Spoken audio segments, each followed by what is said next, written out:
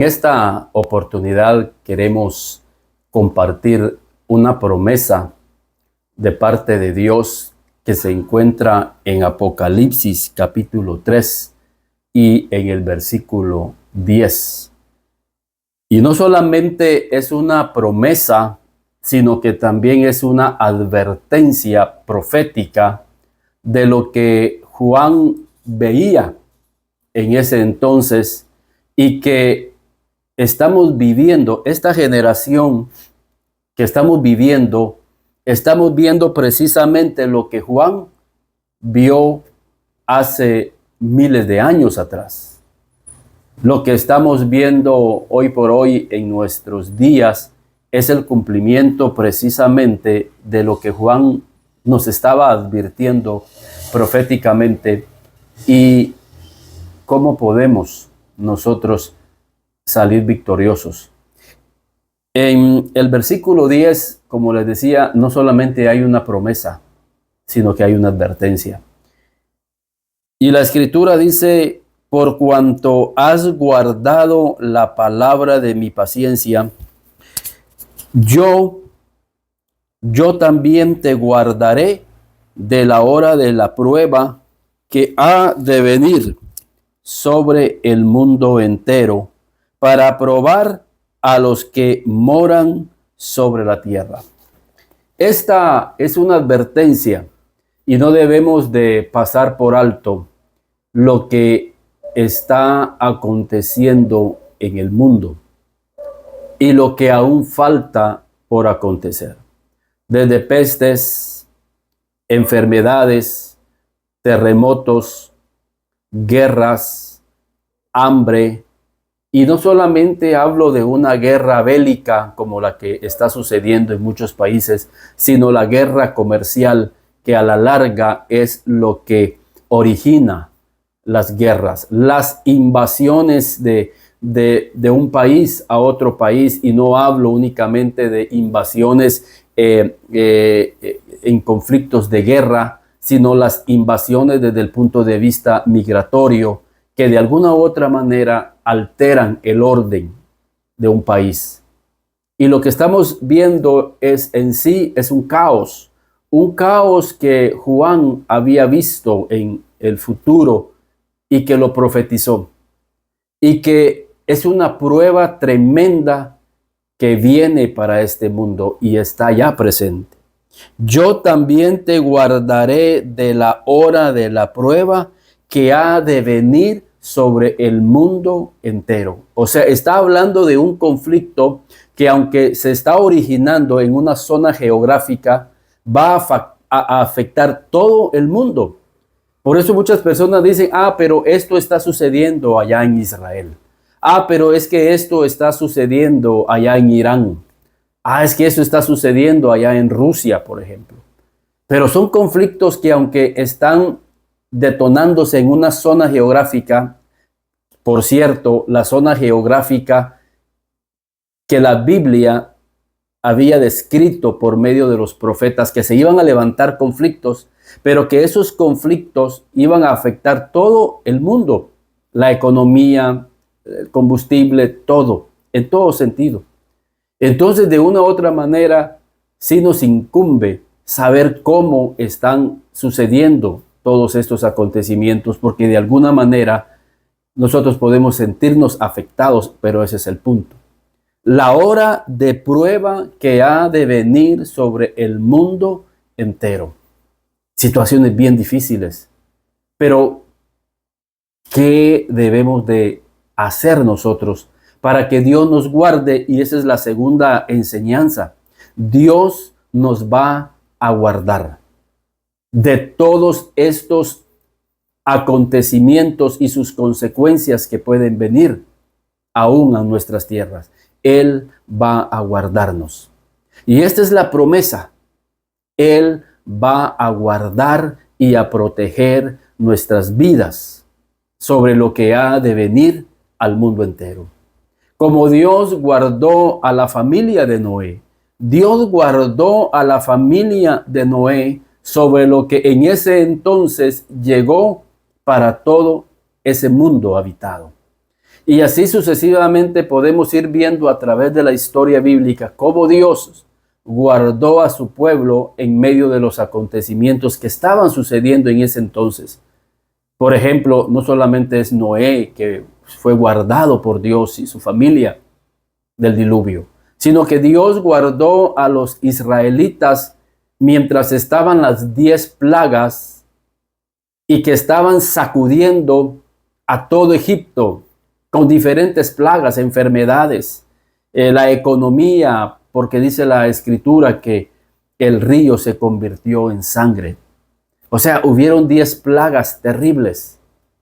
Oscuridad había llegado a todo Egipto, pero en Gosén, en donde se encontraba el pueblo de Dios, no estaba sucediendo nada. Dios estaba guardando a su pueblo de esas plagas. Y así podríamos ir viendo a través de la historia bíblica cómo Dios ha cumplido esta promesa. O sea, esta promesa Juan la vio en el futuro, pero que Dios la ha venido cumpliendo a través de la historia. Y ha sido así. La escritura dice, yo también te guardaré de la hora de la prueba que ha de venir sobre el mundo entero. La naturaleza de Dios es que Él ha protegido, ha guardado a su pueblo de lo que viene contra este mundo. Y en esa promesa está usted y estoy yo. Él nos va a guardar. Por eso no hay de qué temer. No hay por qué llenarnos de angustia y de ansiedad al oír todos estos acontecimientos que están sucediendo y que van por suceder.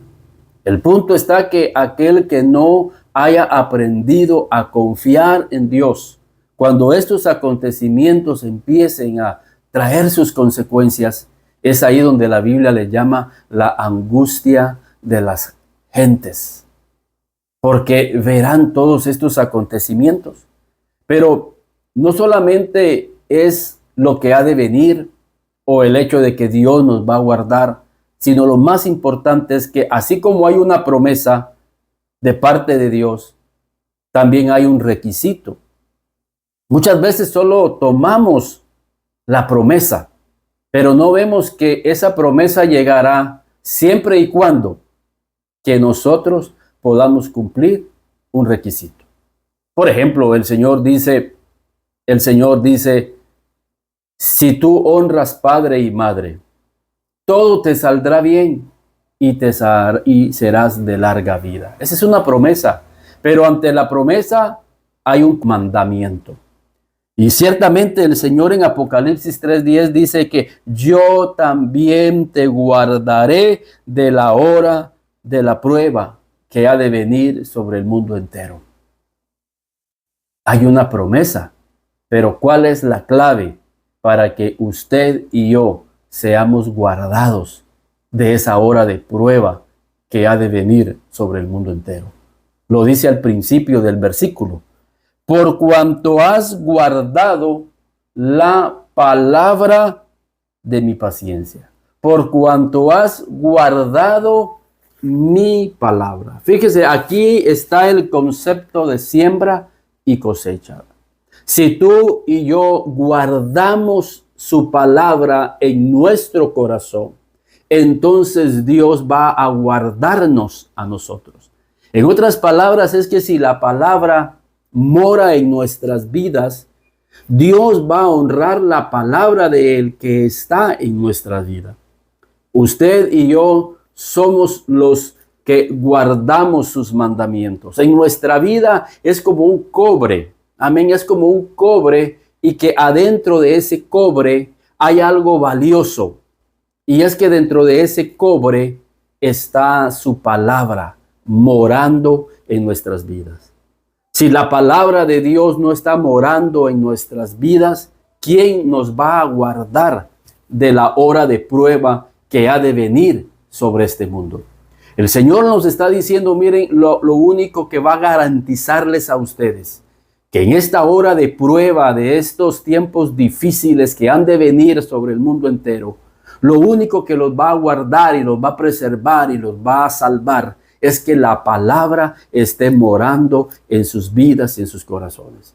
Dicho de otras palabras, aquellos que no serán salvos son aquellos que no solamente no tienen la palabra morando en sus vidas, sino que aborrecieron la palabra de Dios.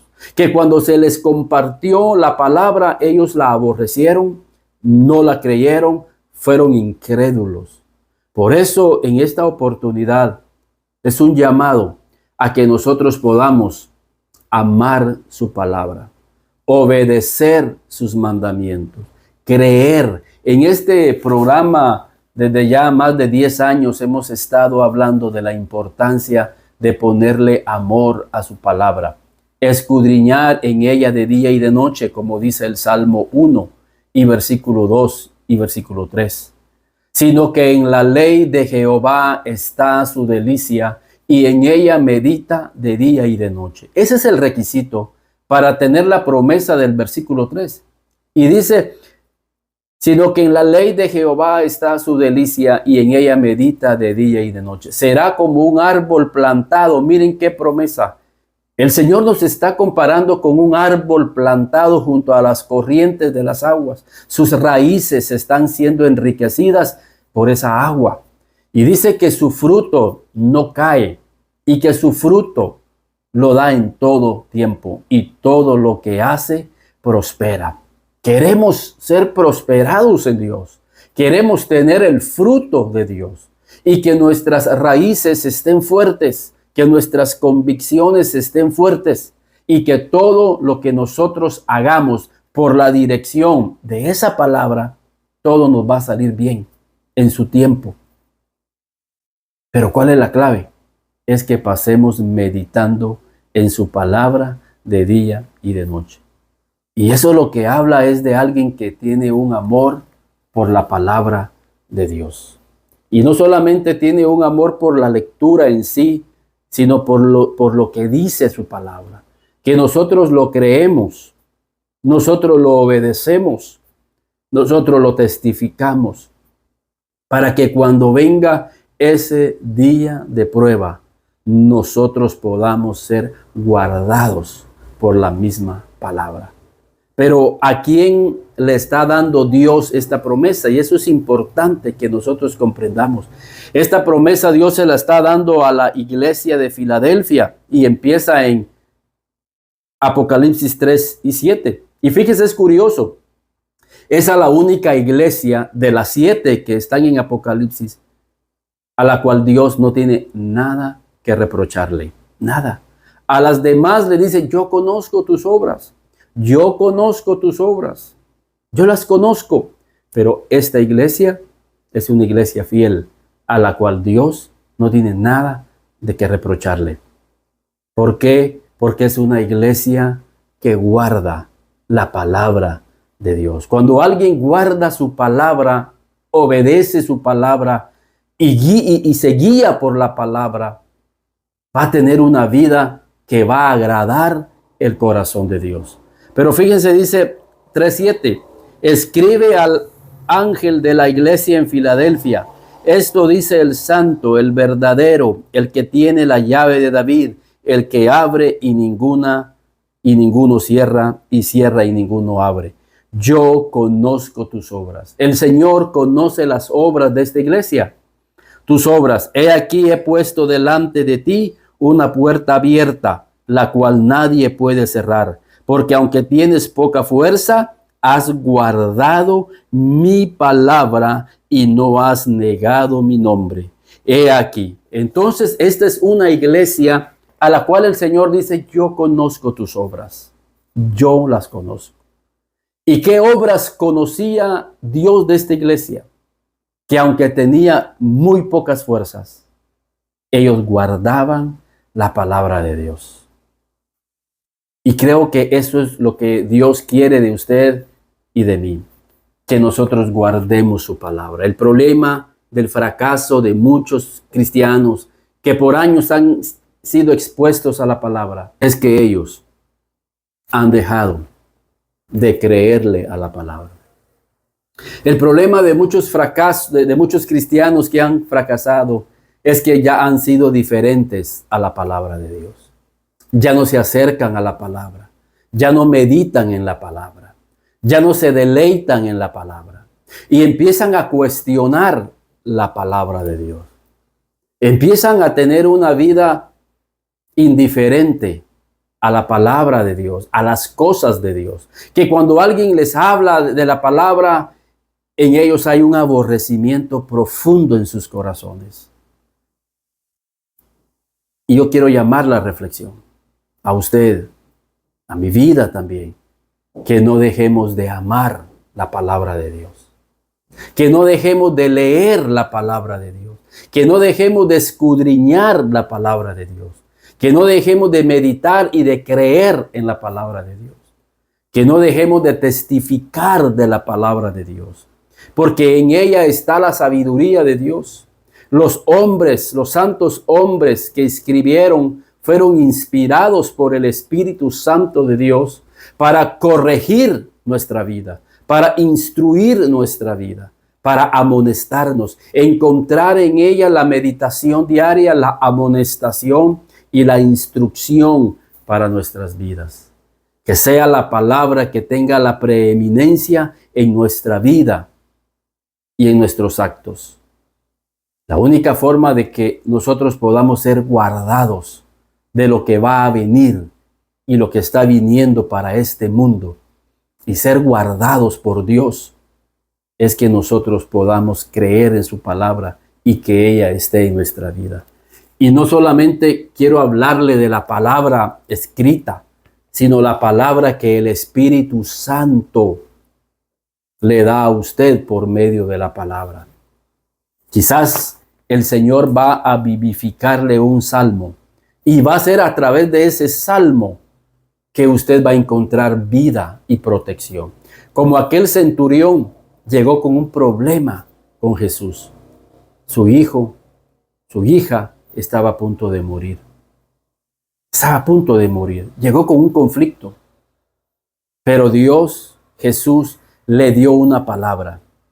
Y a través de esa palabra, él fue guardado de una situación difícil que había llegado a su familia. Él creyó la palabra, pero primero él se acercó a Jesús, se postró ante Jesús, se humilló ante Jesús y Jesús le dio una palabra que es la que él andaba buscando y le dijo: tu hija vive, aunque le habían dicho: ya tu hija está muerta, ya no hay esperanza, pero Jesús le dio una palabra.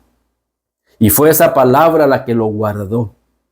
Él regresa a casa y efectivamente encuentra a la niña sana y salva. Y él preguntó: ¿desde qué horas está la niña sana y salva?